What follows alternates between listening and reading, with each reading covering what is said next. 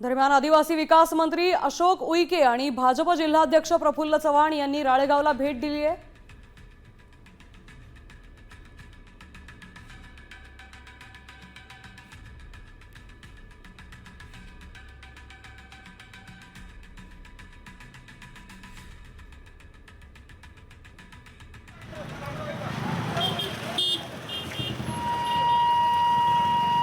राळेगाव तालुक्यातील 6 महिन्यात गेले 34 मुली बेपत्ता असल्याचा आरोप भाजपचे जिल्हा अध्यक्ष प्रफुल्ल चव्हाण यांनी केला आहे। माझ्यासोबत थेट या विषयावर बोलण्यासाठी आदिवासी विकास मंत्री आणि चंद्रपूरचे पालकमंत्री अशोक उईके आहे।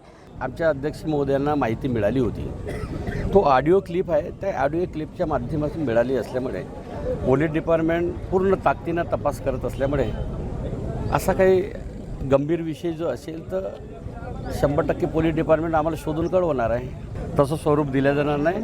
सर्व लोक मिळून आज शांततेत बंद आहे का नाही, त्यामुळे असा हिंदू मुस्लिम वगैरे विषय नाही। पोलीस प्रशासन या सर्व विषयामध्ये गांभीर्यपूर्वक काम करत आहे। अनेक त्यांनी इन्व्हेस्टिगेशनच्या वेगवेगळ्या टीम केल्या आहेत। याच्यामधलं जे एकूण सिंडिकेट काम करतं आहे, कारण त्या ऑडिओ क्लिपमध्ये असं लक्षात येत आहे की खोटे आधार कार्ड तयार करणे, खोटे जन्म दाखले तयार करणे आणि त्याच्या आधारे अल्पवयीन हिंदू मुलींना वेगवेगळ्या ठिकाणी ट्रान्सपोर्ट करणे, त्यांची विक्री करणे किंवा त्यांचा जबरीने विवाह करणे असं त्या ऑडिओ क्लिपमधून दिसून येत आहे। या घटनेच्या निषेधार्थ हा बंद आहे आणि याच्यामध्ये सर्व पक्षीय, सर्व व्यापारी, सर्व दुकानदार, व्यापारी आघाडी यांनी मनपूर्वक सहयोग केला, कारण घटनेचं गांभीर्य तेवढं मोठं आहे। संजय राठोड, साम टीव्ही न्यूज, यवतमाळ।